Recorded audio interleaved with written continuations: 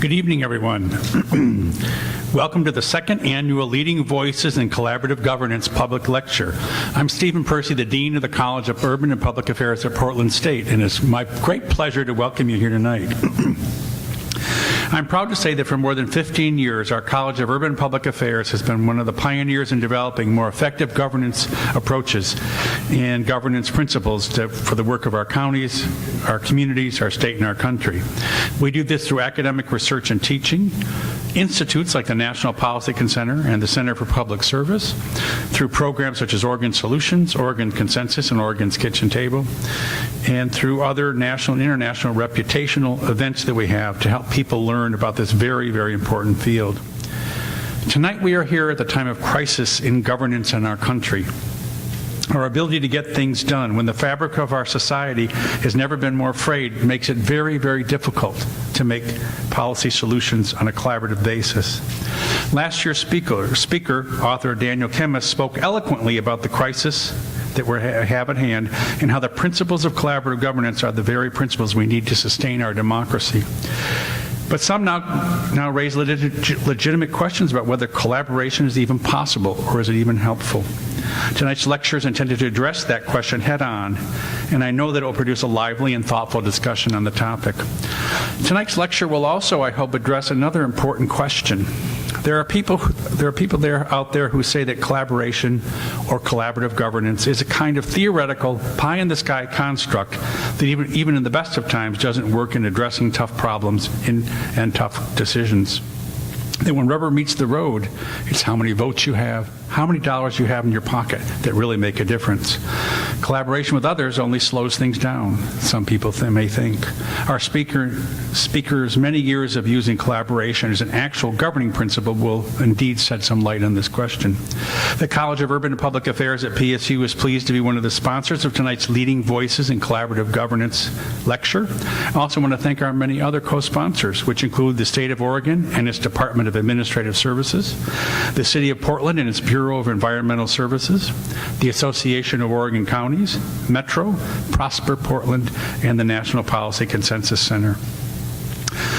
I also want to tell you that last year, the College of Urban and Public Affairs harnessed its knowledge, experience, and leadership in the field to officially launch a fully online graduate certificate in collaborative governance, a 5-course certificate program designed to provide busy leaders and professionals in the public sphere with the knowledge and skills needed to improve their success at working across institutional and jurisdictional boundaries.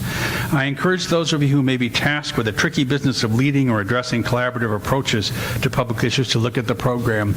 And we also hope that you'll spread the word about this wonderful, new, internationally recognized, first-of-its-kind, spectacular online certificate with others that you know in the community, including young professionals who indeed could use this kind of skill set in being effective in this work.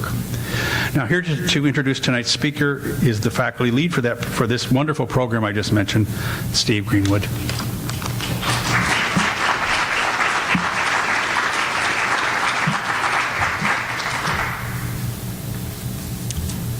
Thanks, Steve. And I'm really delighted to welcome everybody here, along with Dean Steve Percy, to our second Leading Voices in Collaborative Governance public lecture.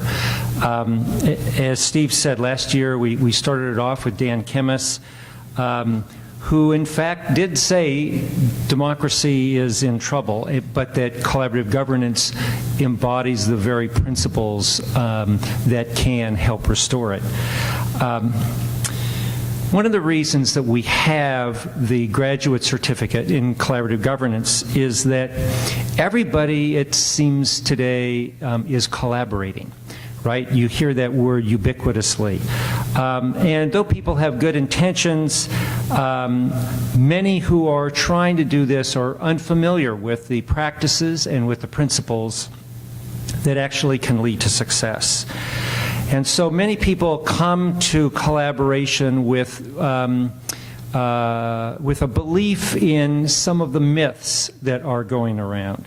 One of those myths is that collaboration is a soft science that amounts to little more than if you bring people together and get them to sing Kumbaya, that magically everybody will get along, right? That's one of the myths. And the other myth is that in order to make collaboration work, one needs to let go of one's self-interest and somehow become very altruistic. And as Steve mentioned, collaboration, the other myth is that collaboration really does not work in the real world and inherently takes more time and produces worse outcomes. Now, think about those myths. Probably at one time or another, we've all thought those things, right? But in fact, none of those things are true. And if you want to find out why, and you want to find out how to make collaboration, in fact, the opposite of those things, and to make collaboration successful, I encourage you, as Steve Persey just did, to take a class from the Collaborative Governance Certificate Program. So, in that context, that program, or this lecture rather, is part of that program. And we hope to make this, as Steve said, an annual event. I think that I think that I and many others are very concerned about the state of our democracy right now. Some of the concerns that Daniel Kemmis talked about last year before the election seem only to have gotten exacerbated in the interim. So in that context, and with the questions about can this collaboration stuff really work in this kind of new political environment, there's nobody I would rather have speaking before us tonight than Ralph Becker. I did a little bit of checking into Ralph's background, and there's been a lot of concern about the whole, East Coast, West Coast, Midwest thing, and some of the socioeconomic conflicts in the country.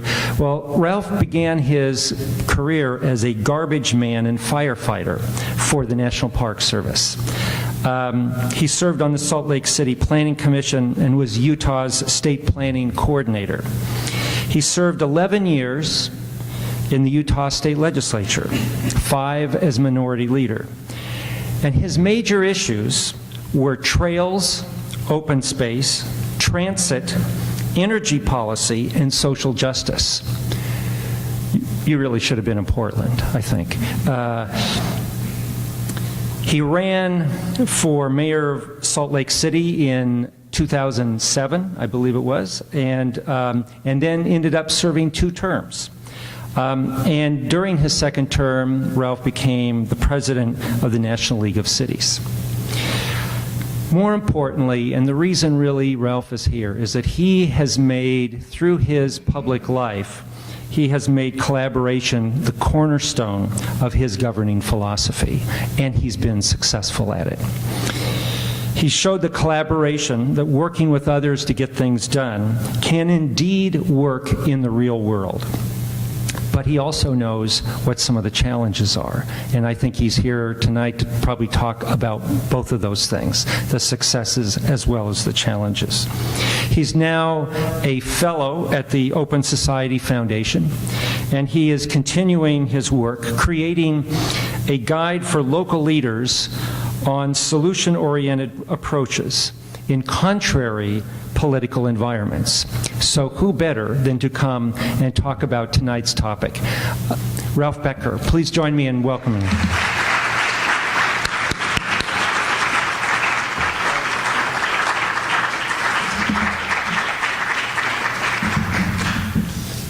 Well, Steve, thank you so much. And I've got to tell you, it's a great pleasure to be here.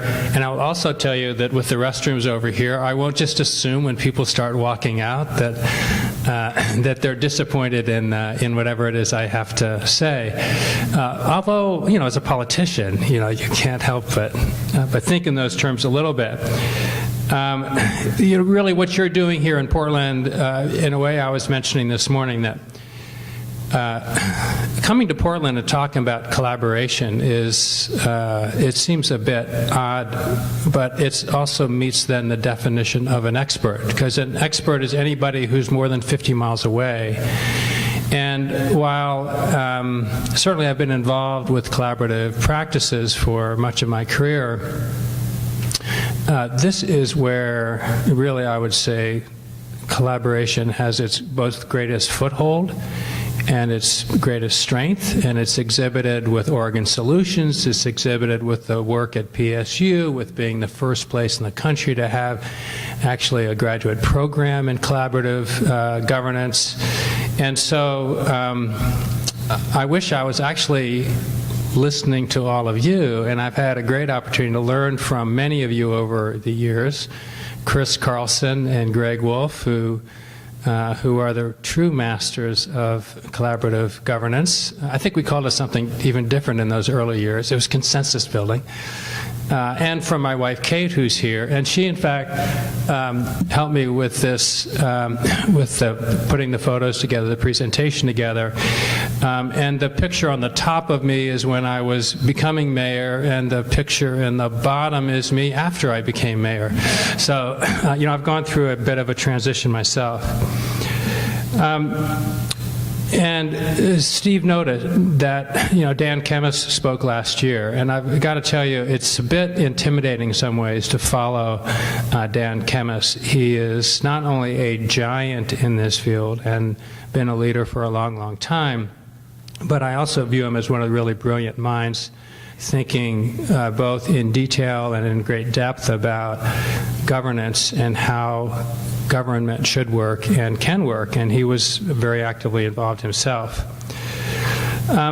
So I'm going tonight to actually talk about two strains of collaborative governance.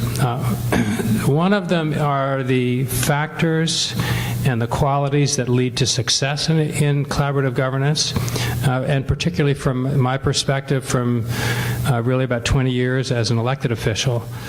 And second, to talk about how collaborative governance fits into a democratic society and what we can do to benefit from collaborative governance. And that really I'm trying to build a bit without being too presumptuous on some of the things that Dan spoke about last year. As Steve mentioned, this year I've been working as a fellow, leadership in government fellow, and this topic of collaborative governance, I believe to a certain extent was at the core of my topic of how do you get stuff done, and particularly where you're working from a minority political vantage point, which I can tell you, those of you who don't know Salt Lake, it is a very liberal city. I would say close to, if not as liberal as Portland, but the difference is that statewide it is very conservative. It has to be one of the, if not the most conservative state in the country. So we have this incredible opposing views in terms of what a community or what a state or what policies we should pursue. So I'm going to be talking obviously a bit about that, and my fellowship topic is really around that subject as well, and I've been able to spend this year, the calendar year, working on that. All of you, I think, I would describe as experts in collaborative governance and skill sets associated with that. So I'm not going to bore you, or probably myself, with sort of a description of what that is. I'm going to kind of jump into what I see kind of happening out there and some reflections, and what's maybe emerging in this incredibly chaotic time in terms of government and governance, obviously particularly at the national level.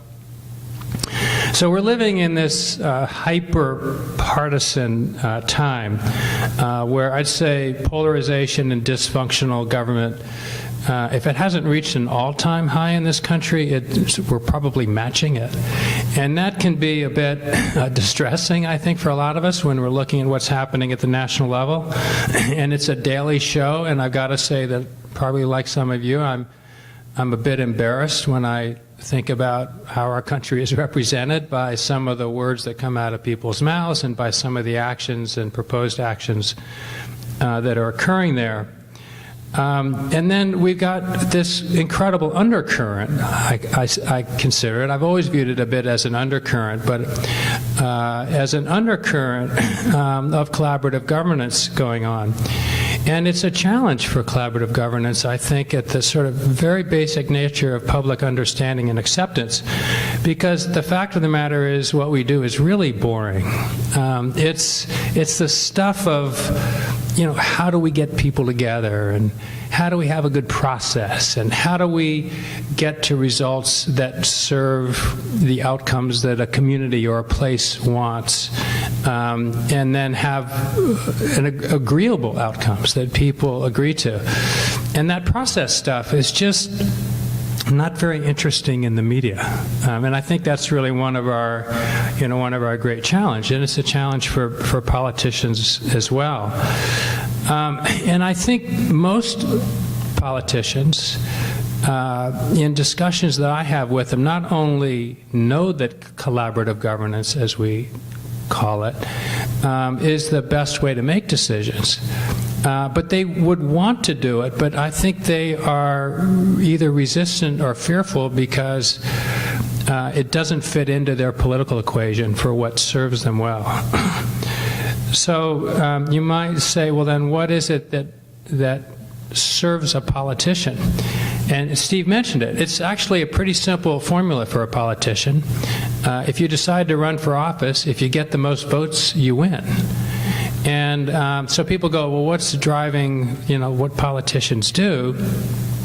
And certainly in an initial campaign for office, that's what drives politicians. If it's not, the chances are you're not going to get elected. You could go into it thinking you've got some great idea that's going to save the world or serve your community, but if it is not in the mainstream of where people are in that community, you're really not speaking to and not listening to that community.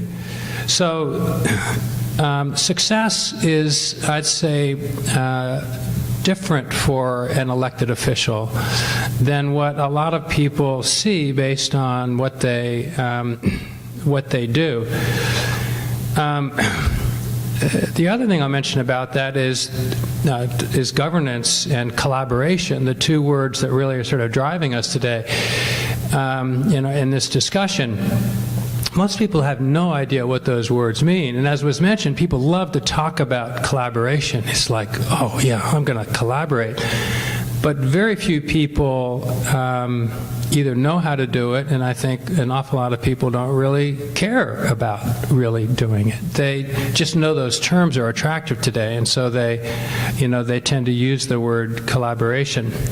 So I know when I'm trying to talk to people about collaborative governance, I don't think I ever use those terms, because it just sort of wafts into the ether.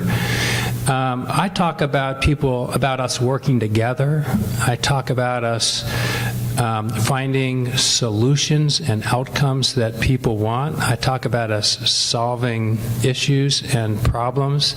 I talk about ways for us together to meet the aspirations of a community. Because the term collaborative governance for most of the populace really is not a term that means anything, even though it's the best descriptive term out there. It's like, I love geology, and I love all the descriptive words in geology, because in my mind they're really sort of beautiful words to describe landforms and the actions of the land. But for most people, I don't know that that's true. So I say that because I think for people who are in the political sphere, that it really is a different world, regardless of their view about people working together to get to solutions. So I've always loved this quote by John Adams about, what is it that we're about? And we could use some founding fathers and mothers' words today to sort of help remember what our aspirations are certainly as a nation. For me, I've got to say that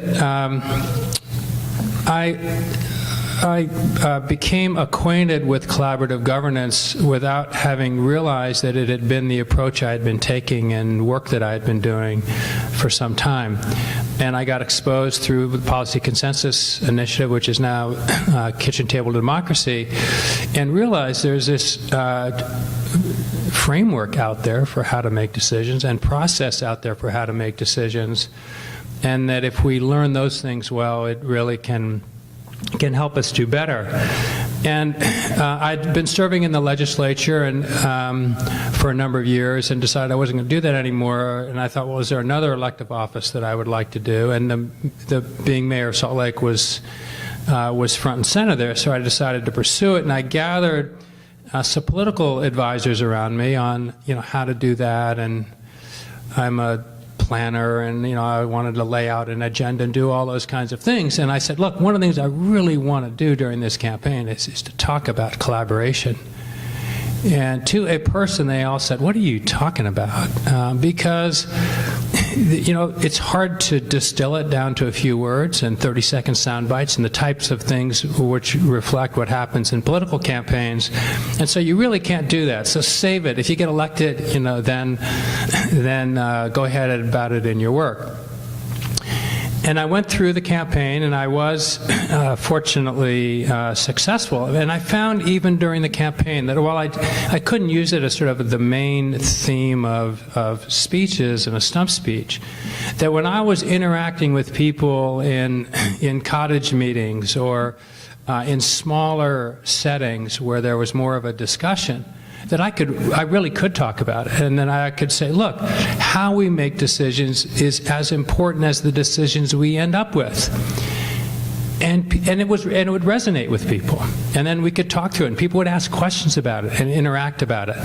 So in the political world, I guess I'm saying all of this, because in the political world, it's kind of an amorphous topic. I think in part because one of the things we haven't done in this field is to figure out how to distill it in a way that enables people to really grasp what we're talking about. So I'll call on on your organization, maybe through focus group work and whatever else you can do, maybe to help us figure out how better to define this topic.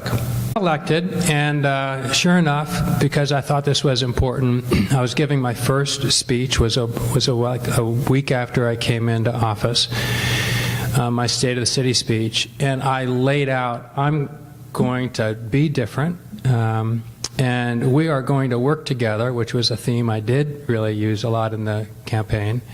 And I'm going to start this program called Salt Lake Solutions. Does that sound familiar to those of you in Oregon? So I stole Oregon Solutions, and I called on Greg and others and said, help me put this together, and hired someone on the mayor's staff who's terrific, Michelle Straube, who some of you in the field may know. And we developed a solutions program, and it really served as a guide for us, I'd say, on how we wanted to go about engaging the community and in addressing issues. And we picked a variety of issues in the community over time that we thought were within our capacity and used it very effectively. But beyond that, I thought it was really important that we try to bring into all of city government good decision-making practices, good governance practices, good collaborative governance practices. And those of you, which most of you are, who are in the field or students of it, know that that's a tough thing to do with a big institution, and also know that it is it's something that takes a fair amount of work. So we'd have teams that developed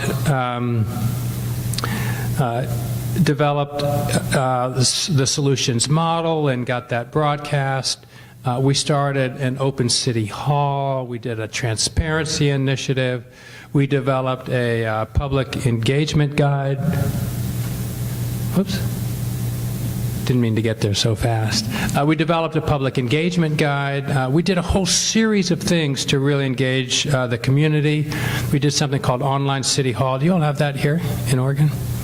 which expanded exponentially the number of people who got involved in issues in the city. I co-chaired 2 different times civility commissions with 2 different lieutenant governors and compassionate communities initiatives, and sort of made that a main theme, and brought people in to increase the capacity of the city to do collaborative governance, because it was really a hit or miss proposition in the city, depending on the department. So we worked through certainly all of those things,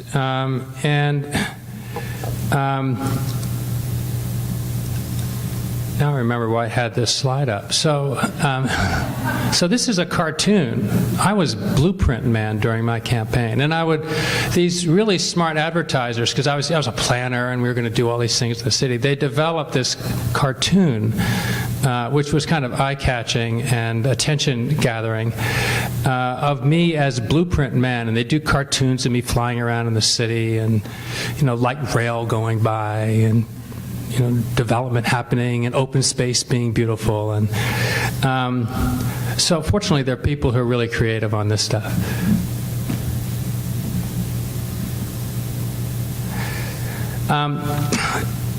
So what are the elements and the factors, I think, that go into successful outcomes? And as I said, I'm not going to kind of regurgitate this from the perspective of the process we use in collaborative governance. And I'll also say that for most governmental decision makers, particularly elected officials, they do not use collaborative governance. They get sucked into what I call transactional and power politics. It's, you do this for me, and I'll do that for you, and then we'll both get what we want. Right? Those of you who have been in elective office, that is the norm. And while people certainly engage with their public, when it comes to the trade-offs in the legislative process or in decision-making, they tend to resort to, here's what I want. Maybe very legitimate on behalf of their constituents, but here's what I want. Now, what is it that you need, and how do we make that work? And collaborative governance, in my mind, is really quite different from that, in that it's what's in the overall public good, and how do we best determine how to get there. But for a politician, I think invariably the issue around using collaboration and making decisions, there are all kinds of other factors that come into play that also affect collaborative governance efforts. One of those is just pure luck. Things have to break the right way. That when you're working through something, the timing has to be right. You have to get people who are willing to work constructively together. If not at the beginning, at least as things unfold.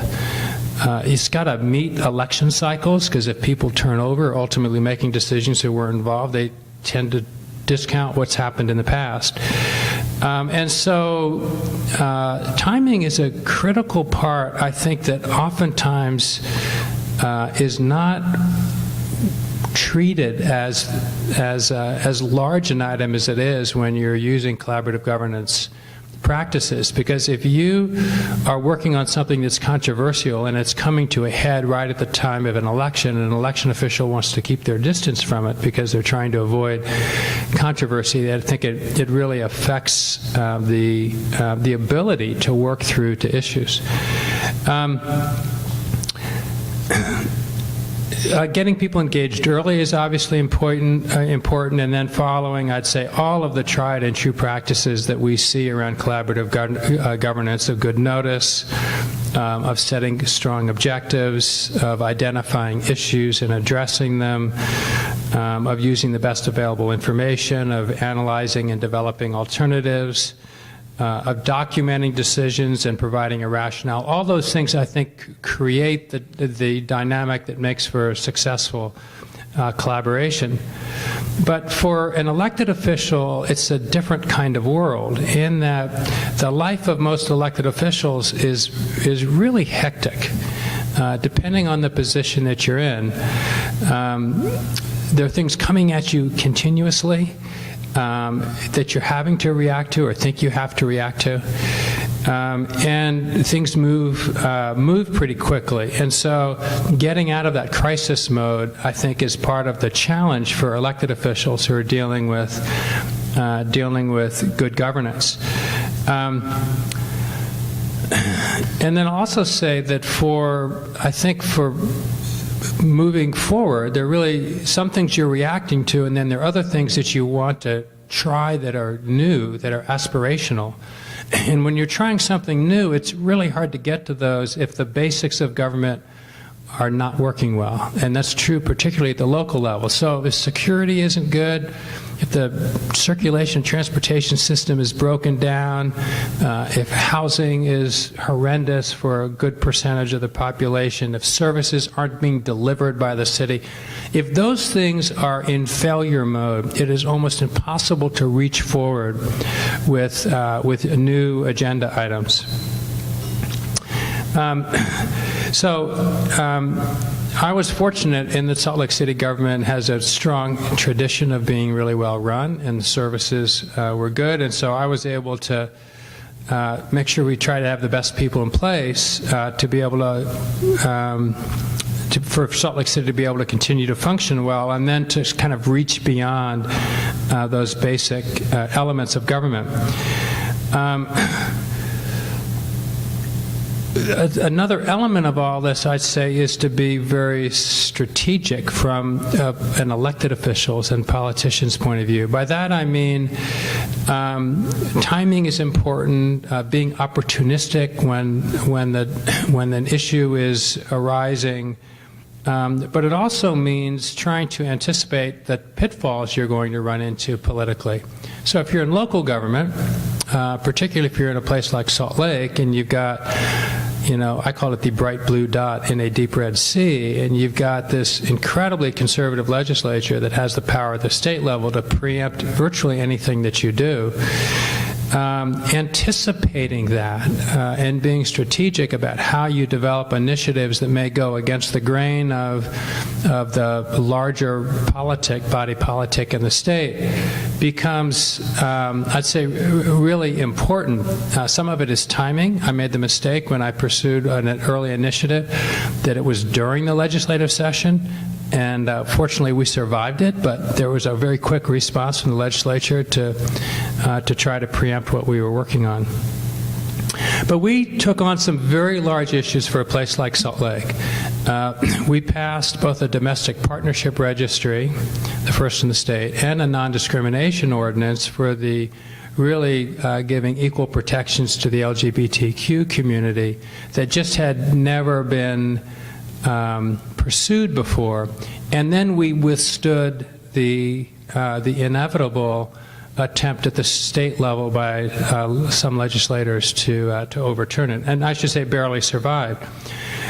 We did something very similar. I came into office when the Great Recession was hitting, and one of the early issues that came to me, or opportunities that came to me, was to look at building a large new downtown theater. Well, people were going, what are you doing spending money on the arts? The arts community was going, what are you doing spending money on a new theater when we're struggling to survive?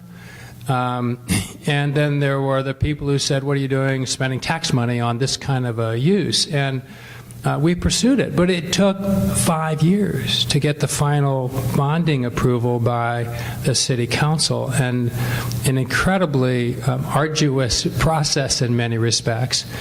But the theater got approved, it got built, and it's now this applauded addition to the core of our downtown and to the community. So things can get done, but it certainly have to be strategic in how you approach it. The other thing, and I say this with some reservation because I used to think this was kind of universally true, is having a basic core of civility and respect in the way that we treat each other working through issues, and I think that's been turned on its head these days politically. But I still think that people want that. I think it's just that they're so frustrated these days, they're willing to accept things that they never would have in the past. Donald Trump is as antithetical to Utah values as anybody on the public sphere today, and yet Utahns voted for him. And I think some of it was a frustration. It was mostly because he had an R behind his name. But people had to really hold their nose to be able to get there, I think. Another item I would just say is a commitment to the process. And I think people in this room certainly would be committed to the process. But as a politician, it's tough to do sometimes. When things get really controversial, the easiest thing for a politician to do is to back off. And that is, I'd say, really a common challenge for a politician. The year that I got elected, a bond election failed to build a new public service building for the city and some other facilities associated with it. So even before I came into office during the transition, when I was meeting with city folks, I said, so what was the deal here? I wasn't paying that much attention to it. I was pretty focused on my own campaign. And why did it fail? And over a short period of time, concluded we actually really did need a public safety building, completely revamped the proposal, and developed a really strong sort of communications message around the need. But then I was going through this sort of what I would call sort of a standard collaborative governance practice. And at one point, I felt before we went to the voters and then figuring out the cost, we needed to figure out what site we were going to use because it would make a big difference in the cost of the facility and how much we needed to bond for. So I brought some alternatives forward to the public. Well, one of those options was next to this beautiful library we have in downtown Salt Lake. But we had concluded if it was designed and built properly, would not have any adverse impact on the library. But the library community went nuts, and before I knew it, I was out there, well, I just presented it as an alternative. I was out there to destroy the library and to build this building on the site when I had presented it as an alternative. And I would try to explain that. I'd explain it to the public, I'd explain it to the media, but we just got completely overwhelmed. Because the media was much more interested in reporting the controversy than listening to me about process stuff. And in the end, we picked another site. But I was determined to kind of hang in there. And then in the end, I will also say that we sort of got that decision made early enough that it really didn't affect the outcome of the election, and the bond election passed 2-1. So having faith in the process worked out, and we ended up with the first net zero public safety building in the country, and one that's gotten all kinds of architectural awards and adds to our civic campus and to sort of the civic functions downtown. Certainly we've got to be willing to hang in there, and that sometimes can be particularly tough, I think, for elected officials.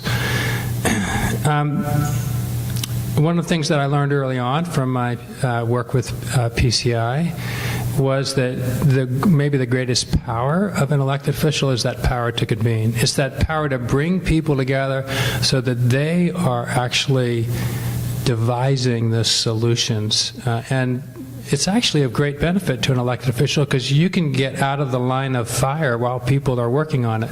But that's a hard thing to get, I think, a lot of elected officials to do, who feel like they've got to stand up and make the decision and, and make sure it all happens.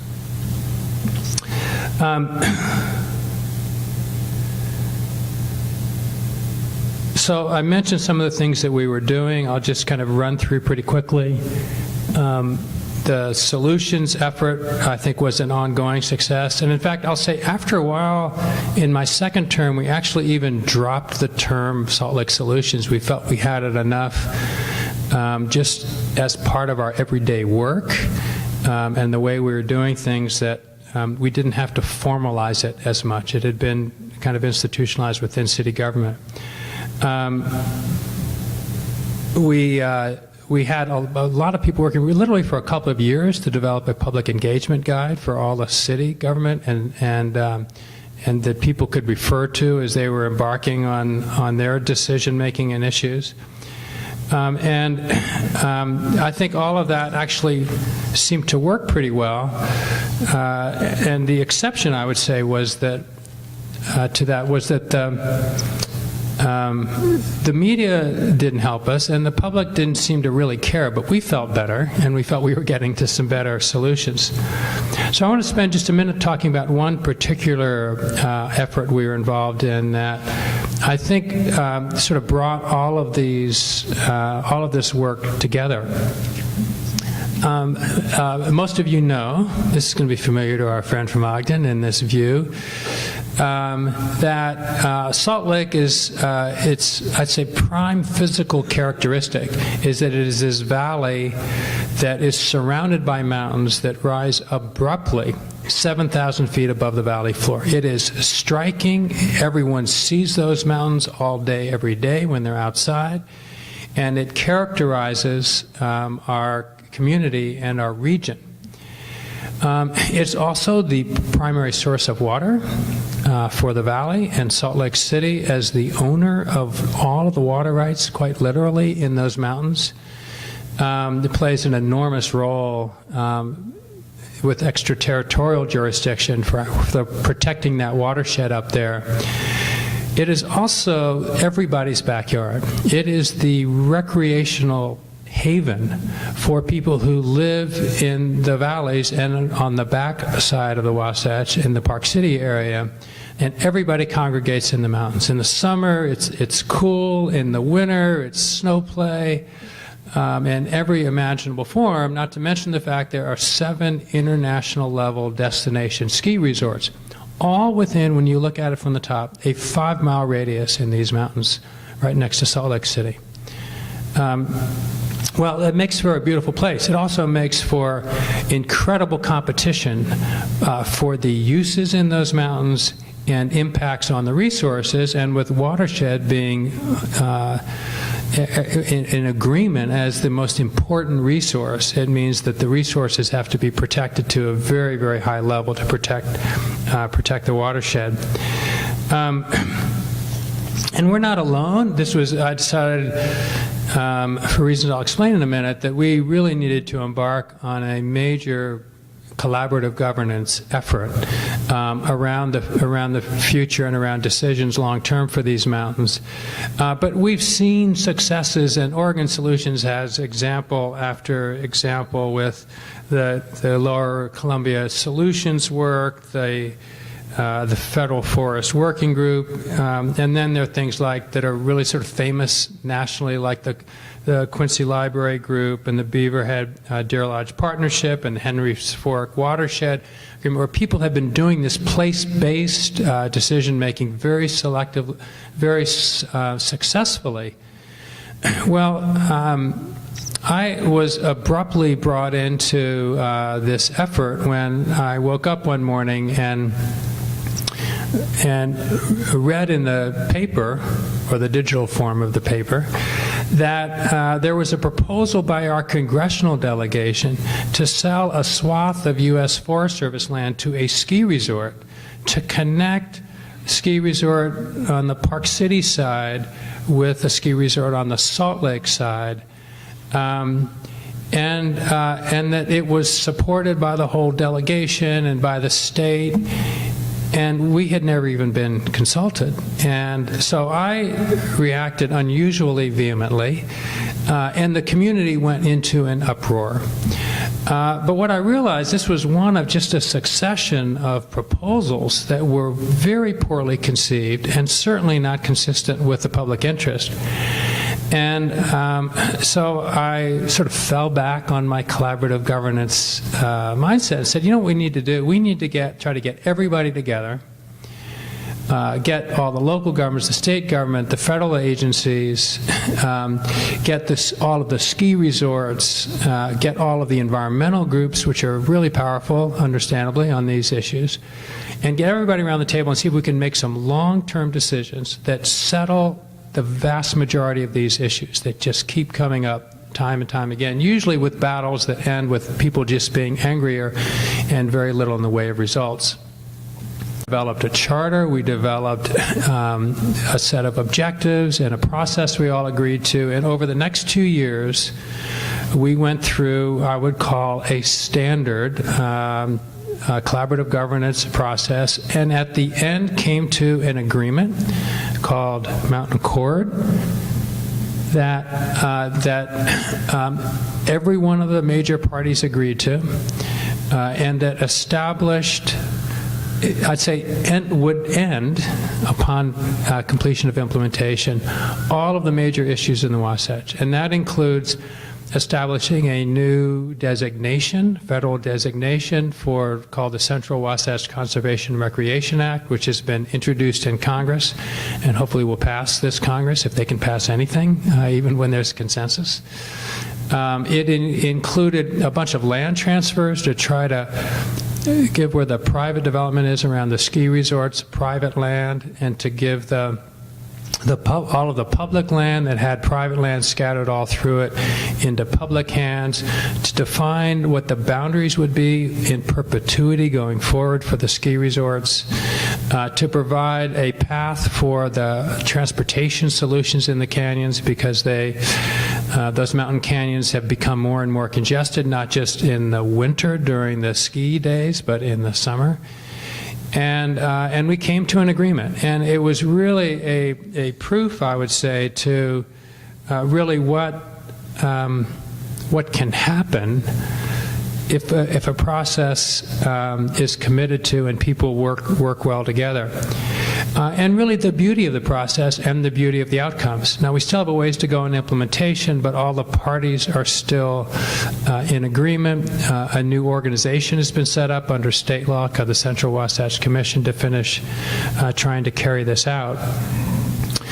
And I see this as being similar to another part of my life, a personal part of my life, with what happens when you're trying to navigate a river in a kayak.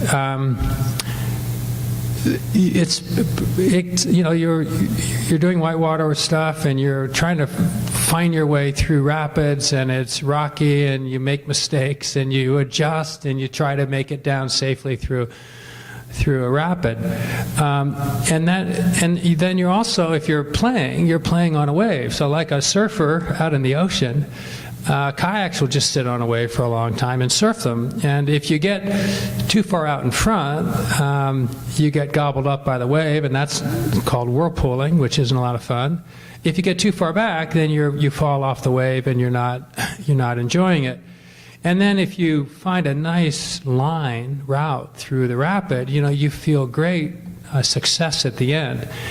And I think of good collaborative governance as something very similar. It is a bumpy effort. But when it's done and you're successful at it, the results are so much better than anything else you could have imagined when you started. That people have learned who were fierce opponents, have learned to work with each other. That people feel like they didn't necessarily get everything they wanted, in fact, very seldom, but they feel good about the outcomes. And that because there is this community and stakeholder level of support in the outcomes, it will endure. So even if immediately those things are not carried out, there is a community framework and support for what the results are. And I've seen over and over again either the results getting carried out well right away, or over time it keeps coming back to the same answers, because they are the best answers. They're answers that not only achieve objectives, but they solve the problems and the issues that people raise along the way. So let me turn to the sort of broader issues here around kind of what's happening in our society, and building a little bit on what Dan Kemmis talked about last year. And what I view is actually the critically important role, if we're going to move past this remarkably dysfunctional time at the national level, and I think to varying degrees at the state level as well, and less so, but is true in some respects increasingly, I think, at the local level. And that is, how do we change the politics of today so that what is this undercurrent of collaborative governance becomes the mainstream? And I think about where we are today, and why I try to think about and understand why is it that we're in this particularly dysfunctional and disturbing time. And people like to blame the voters who they disagree with. But the fact of the matter is, I think as a country, people increasingly have lost trust. They've lost trust in government. They've lost trust in big business. And they want to see a change. And it's often because people have had bad experiences. I mean, I'm a believer in government and all of its benefits, and many of you may be as well, but who hasn't run into situations where there were public servants who didn't care whether or not they were there to serve you, or processes that made no sense in the world and nobody would even explain them to you, or counterproductive governmental actions given what the objectives were. And that frustrates everybody, whether you're dealing with the IRS or you're dealing with the Corps of Engineers or whoever it may be. City governments, of course, are perfect, but it's a really frustrating time for people. Then you put on top of this increasing inequality we have in our society. So some people feel not only left out, but they don't have opportunities and hope for the future. The divisions that we have that seem to have become more intense, whether it's rural and urban or whether it's rich and poor, people are frustrated. And then I think that gets exacerbated by a media that the traditional media is basically falling apart in most places, in part because of a lack of revenues, and in part because they seem to be trying to mimic the dysfunctional divisiveness, and so end up contributing to it, in my mind. And then we also end up at times, I think because the vetting process in elections has become so poor, we end up with a lot of elected officials who have not been vetted and who people really don't know about. And those people may or may not be any good at doing their jobs. And there's because we're in such a spin game these days in the stuff we see in the political world, I think there's very little discerning that goes on by voters, and in my mind, not to the fault necessarily of voters, but due to this combination of factors that I think contribute to it. So I kind of see ourselves in what I'll call the Trump hour, or the Trump minute, or in geologic time, hopefully shorter. And yet, at the same time, we're seeing this, I'd say, incredible undercurrent of people outside of government, oftentimes, solving problems and moving things forward that they care about. And I'm actually one who's particularly encouraged by the millennial generation, because what I see in that generation are kids who are maybe disgusted with all this institutional stuff, but are very community-minded. And they volunteer time and contribute to things they believe in, and even in their business enterprises have a social impact element to them. So we kind of need somehow to flip this. We need a revolution, or as Governor Kitzhaber used to say in meetings when I was with him and we were with him, we need the real revolution. And it's really a revolution, I'd say, in the sense that collaborative governance, as we call it, becomes more the decision-making model that we use. So what can be done? I mean, what can we do, I think, to try to change this dynamic politically that we face today? I think all of you who are in this arena need to be advocates for ordinary people getting involved in decisions. I think that's seems like a pretty simple thing, but I think people both feel divorced and they feel like their input doesn't mean anything, and so we see the kind of both behavior and the kind of of lack of engagement, the disenfranchisement that occurs in especially big ways today. I think we need to use opportunities to help people understand what it is that we do. And I don't have the answers there, other than I think we need to keep talking about how if we do things the right way, we're going to end up with better results. If we do things that engage people and that consider everybody's opinions and look at options and try to come up with the best solutions, that we're going to end up more likely there. I think we need to be advocating for reform in institutional decision making. So take public hearings, those of you who have been around government.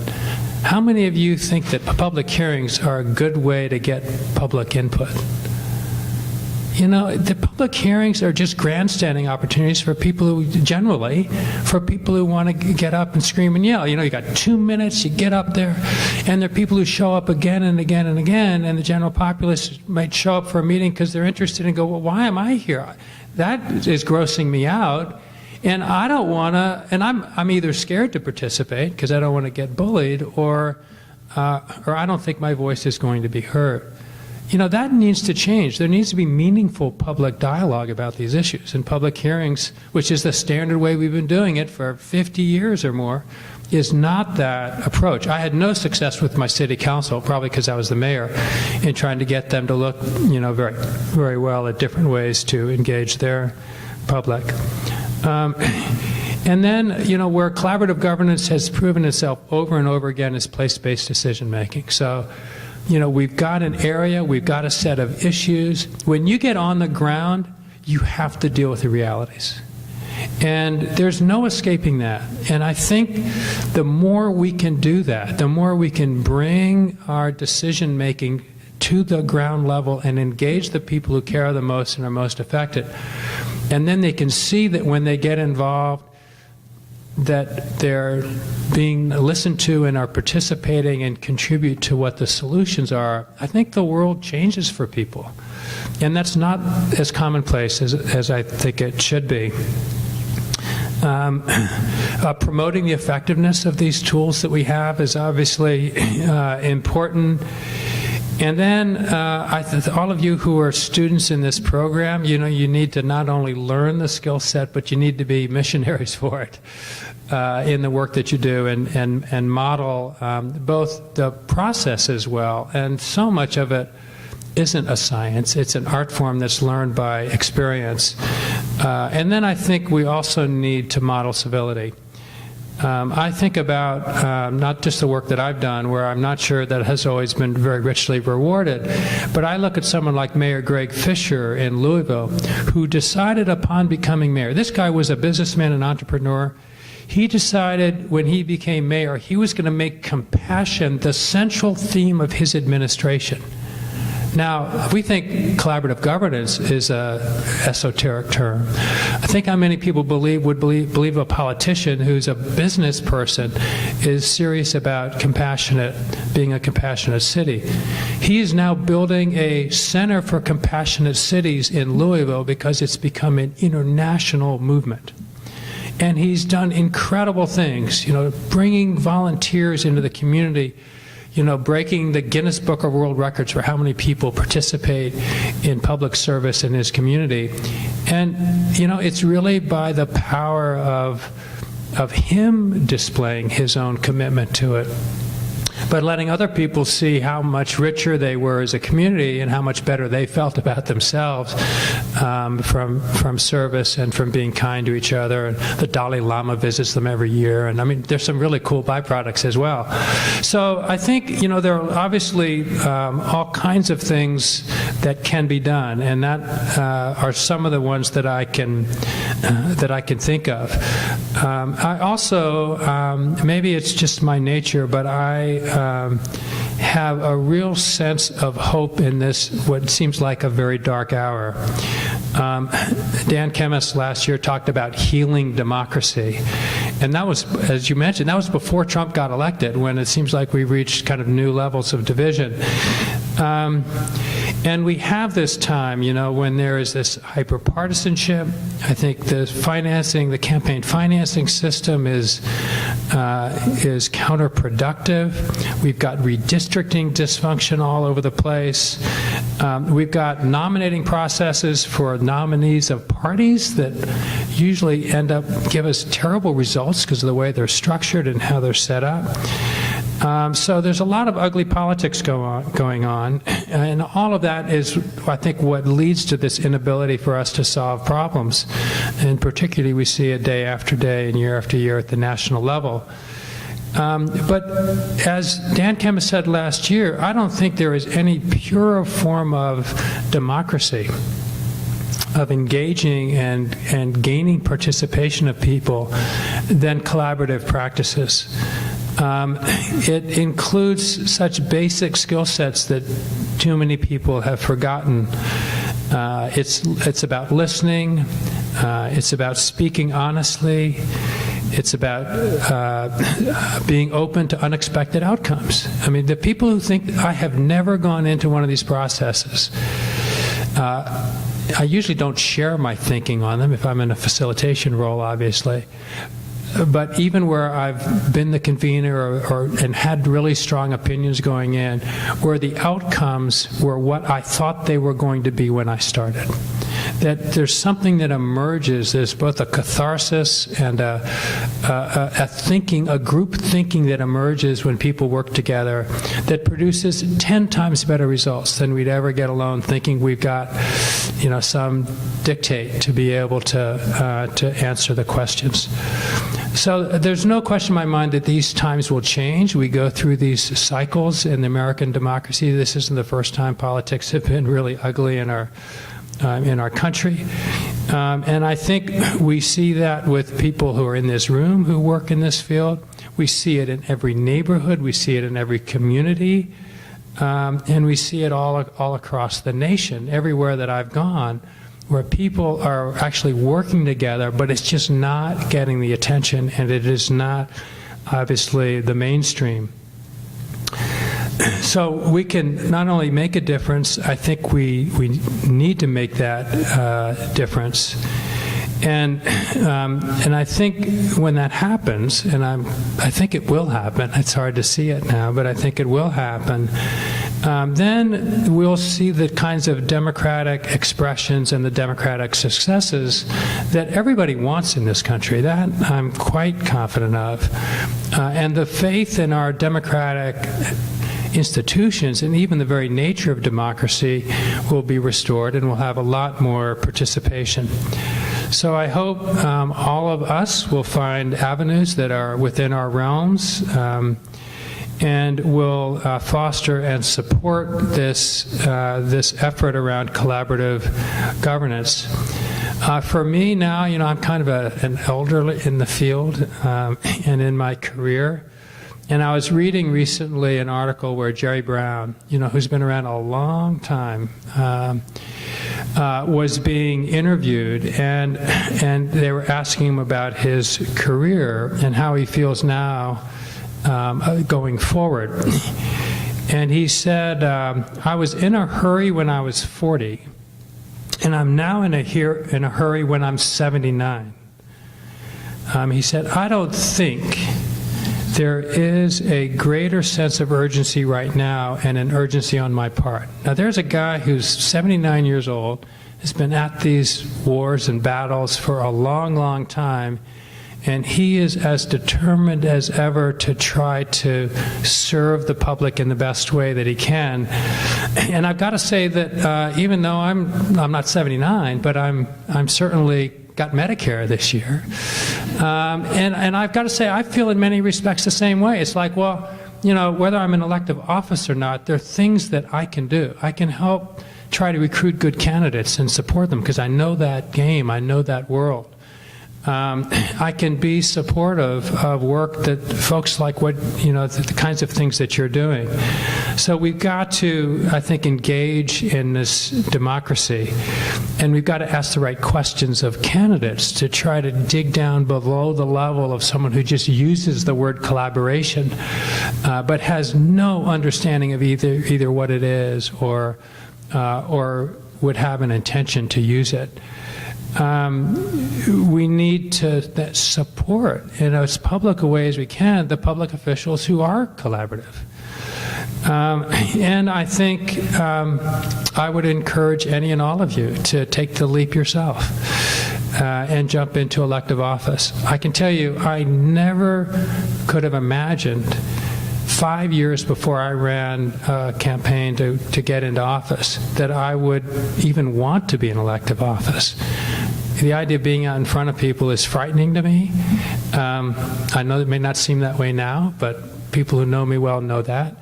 The idea of being the front person is not something that I thought I would enjoy. I couldn't imagine what it would be like to campaign, and yet I found I actually enjoyed and got to enjoy all of those things. So don't ever underestimate your ability. And I would say that the opportunity that comes with being an elected official is pretty remarkable, and I don't think you'd find many elected officials who would disagree with that. That you can do things as an elected official that you could only talk about as a regular citizen or advocate for as a regular citizen.